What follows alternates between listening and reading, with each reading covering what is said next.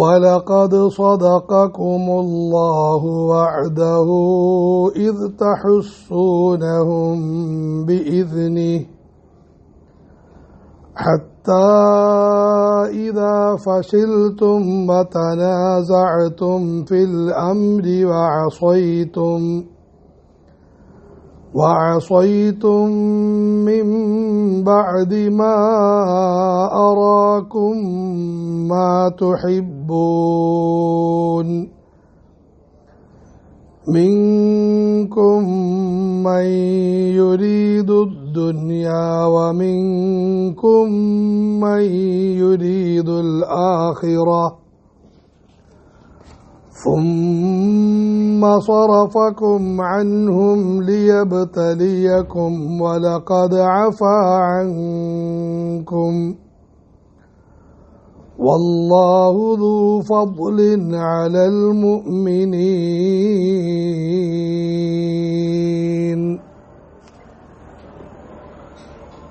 وَلَقَدْ صَدَقَكُمُ اللَّهُ തീർച്ചയായും അല്ലാഹു സത്യമായ നിലയിൽ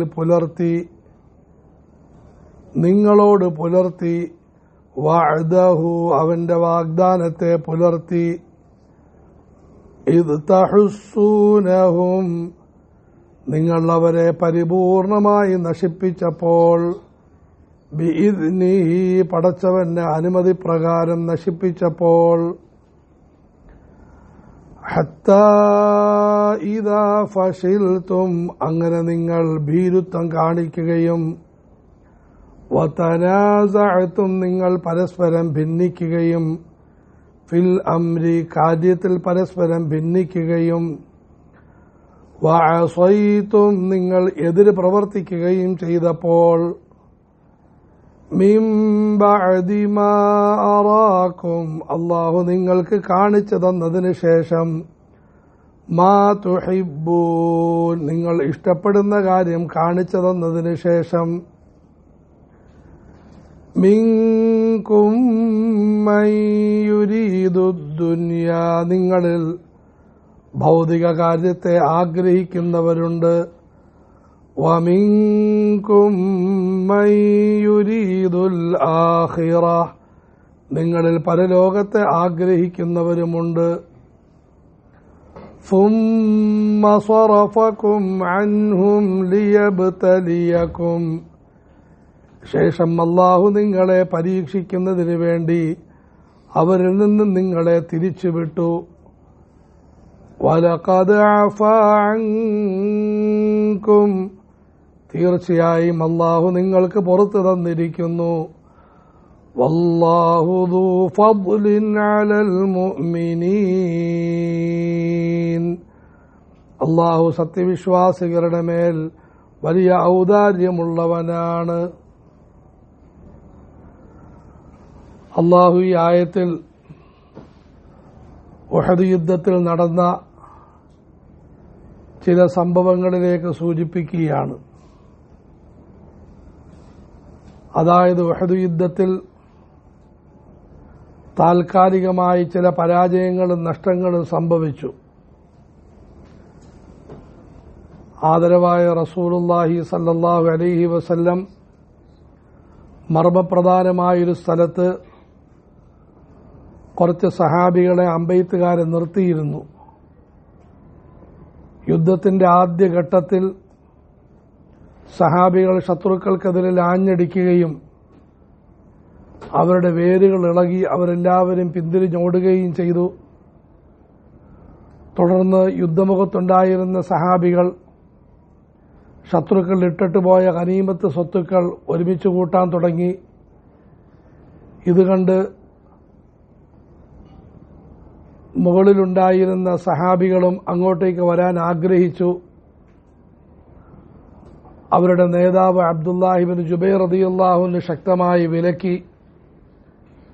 പക്ഷെ അവസാനം അവർ വന്നു. ഈ സമയത്ത് പിൻഭാഗത്തുകൂടി ഖാലിദ് ബിൻ വലീദിന്റെ നേതൃത്വത്തിൽ വന്ന സൈന്യം മുസ്ലിമീങ്ങളിൽ ധാരാളം ആളുകളെ വധിക്കുകയും വലിയ നാശനഷ്ടങ്ങൾ ഉണ്ടാക്കുകയും ചെയ്തു. ഇത് ഒരു സംഭവം മാത്രമല്ല. ഇത്തരം അവസ്ഥകളിൽ ഇത്തരം സംഭവങ്ങൾ പ്രതീക്ഷിച്ചു കൊള്ളുക എന്ന് ഉണർത്താൻ വേണ്ടി അല്ലാഹു ആ സംഭവത്തെ ശക്തമായ ഭാഷയിൽ വിവരിക്കുകയാണ്. വലഖദ് സദഖകുമുല്ലാഹു വഅദഹ, നിങ്ങൾ സത്യത്തിന്റെ മാർഗത്തിൽ ഉറച്ചു നിൽക്കുന്ന പക്ഷം നിങ്ങളെ പടച്ചവൻ സഹായിക്കുമെന്ന് പല സന്ദർഭങ്ങളിലായി വാഗ്ദാനം ചെയ്തിട്ടുണ്ട്. അല്ലാഹു ആ വാഗ്ദാനത്തെ ഉഹദ് യുദ്ധത്തിന്റെ തുടക്കത്തിനും പരിപൂർണമായി പാലിച്ചു. പ്രത്യേകിച്ചും കഴിഞ്ഞ ആയത്തിൽ പറയുന്നു, അല്ലാഹു തആല നിങ്ങളുടെ രക്ഷാധികാരിയാണ്, സഹായിയാണ്. അതുപോലെ ശത്രുക്കളുടെ മനസ്സിൽ അല്ലാഹു നിങ്ങളെപ്പറ്റിയുള്ള ഭയം വിട്ടുകൊടുക്കും. ഈ വാഗ്ദാനങ്ങൾ അല്ലാഹു തആല പരിപൂർണമായി പാലിച്ചു. ശത്രുക്കൾ ഭയന്ന് വിറച്ച് അവിടെ നിന്നും വിരണ്ടോടി. പെണ്ണുങ്ങളുടെ കാലുകൾ കാണത്തക്ക നിലയിൽ വെപ്രാളം പിടിച്ചവരോടി എല്ലാവരും പിന്തിരിഞ്ഞു. ഇത് അല്ലാഹുവിന്റെ സഹായം കൊണ്ടാണ്. ഇദ് തഹുസ്സൂനഹും ബിഇദ്നി, നിങ്ങളവരെ പടച്ചവന്റെ അനുമതി പ്രകാരം അല്ലാഹുവിന്റെ സഹായം കൊണ്ട് പരിപൂർണമായി നശിപ്പിക്കാൻ ആരംഭിച്ചു. നിഷേധികൾ അവിടെ ഉറച്ചു നിന്നിരുന്നെങ്കിൽ പടച്ചവന്റെ സഹായം കൊണ്ട് അവർ പൂർണമായി നശിക്കുമായിരുന്നു. ആ നിലയിൽ അല്ലാഹു നിങ്ങളെ സഹായിച്ചു. പക്ഷേ നിങ്ങളിൽ നിന്നും 3 കുഴപ്പങ്ങളുണ്ടായി. ഹത്താ ഇദാ ഫശിൽതും, നിങ്ങൾ ഭീരുത്വം കാണിച്ചു. അവർ പുറകിൽ നിന്ന് വന്ന് നിങ്ങളെ ആക്രമിച്ചപ്പോൾ സടകുടഞ്ഞെഴുന്നേറ്റ് അടിയുറച്ചു നിന്ന് പോരാടുന്നതിന് പകരം ഞങ്ങൾക്ക് ശേഷിയില്ല എന്ന് വിചാരിച്ച് നിങ്ങളിൽ ഒരു കൂട്ടം ആളുകൾ ഓടുകയുണ്ടായി. ഭീരുത്വം കാണിച്ചു. സത്യവിശ്വാസി ഭീരുവാകാൻ പാടില്ല. എനിക്ക് യാതൊരു കഴിവുമില്ല, പക്ഷെ എന്റെ കൂട്ടത്തിൽ എന്റെ അല്ലാഹു ഉണ്ട്.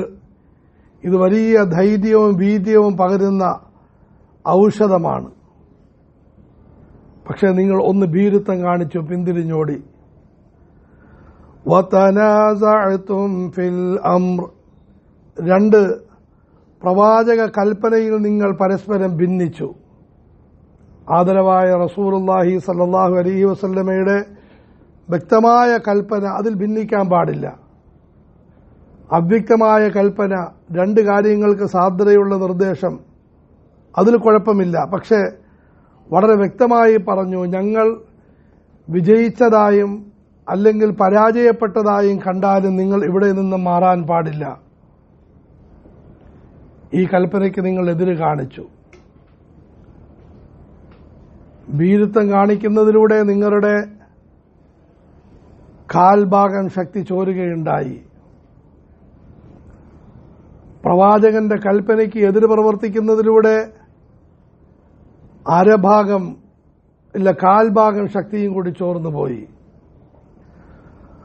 وَعَصَيْتُم مِّن بَعْدِ مَا أَرَاكُم مَّا تُحِبُّونَ, 3-ാമതായി നിങ്ങൾ തർക്കിക്കുക മാത്രമല്ല, നിങ്ങളിൽ ഒരു വിഭാഗം ആളുകൾ പ്രവാചകന് എതിര് പ്രവർത്തിച്ചു. അവർ താഴേക്ക് ഇറങ്ങി വന്നു.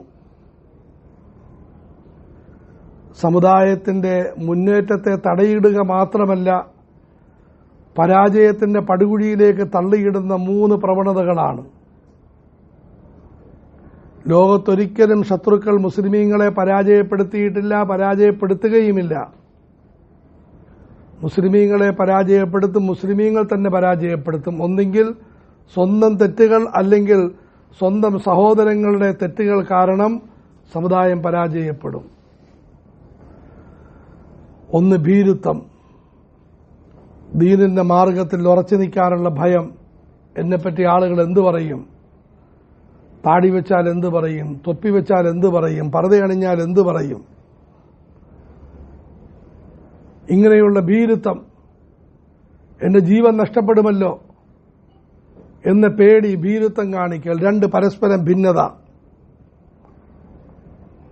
ഇന്ത്യൻ മുസ്ലിമീങ്ങളുടെ കാലിന്റെ അടിയിൽ നിന്ന് മണ്ണിളകിക്കൊണ്ടിരിക്കുകയാണ്. പക്ഷെ ഇവിടെ ചില ആളുകളുടെ പ്രധാനപ്പെട്ട ജോലി പരസ്പരം കഴുത്തിൽ പിടിച്ച് നെക്കിക്കൊണ്ടിരിക്കലാണ്. അങ്ങോട്ടും ഇങ്ങോട്ടുമുള്ള ശത്രുത, വൈരാഗ്യം, ഭിന്നത. ആ ഭിന്നതയും അങ്ങേയറ്റം രസകരമായ ഭിന്നതകൾ. ഹിംസ് എന്ന ക്രൈസ്തവരുടെ പൗരാണിക നഗരത്തിലേക്ക് മുസ്ലിമീങ്ങളുടെ സംഘം ചെന്നെത്തി. നോക്കിയപ്പോൾ അവിടെ ആരെയും കാണാനില്ല.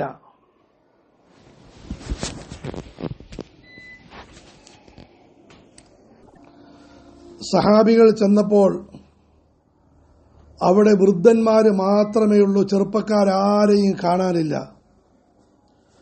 സഹാബികൾ ചോദിച്ചു, ഈ നാട്ടിൽ ചെറുപ്പക്കാരില്ലേ? അവർ പറഞ്ഞു, ധാരാളമുണ്ട്. എല്ലാവരും എവിടെ പോയി? ക്രിക്കറ്റ് കളി കാണാനോ ഫുട്ബോൾ കളി കാണാനോ? ഒന്നിനുമല്ല. അവരടുത്തൊരു മൈതാനത്ത് ഒരുമിച്ച് കൂടിയിരിക്കുകയാണ്. എന്താ മൈതാനത്ത്? അവിടെ ക്രൈസ്തവരിൽപ്പെട്ട 2 വിഭാഗം ആളുകളുടെ സംവാദം നടക്കുന്നു. എന്താ വിഷയം? യേശുവിന്റെ മൂത്രം അശുദ്ധമാണോ വിശുദ്ധമാണോ എന്ന വിഷയത്തെപ്പറ്റിയുള്ള കടുത്ത സംവാദം നടക്കുകയാണ്. സഹാബാക്കളിൽ ചിലർ ചിരിക്കുകയുണ്ടായി.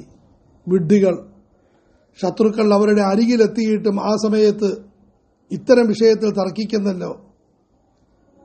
മഹാനായ ഖാലിദ് റളിയല്ലാഹു അൻഹു ദേഷ്യപ്പെട്ട് ഗർജിച്ചു, ഒറ്റയെണ്ണം ചിരിച്ചു പോകരുത്.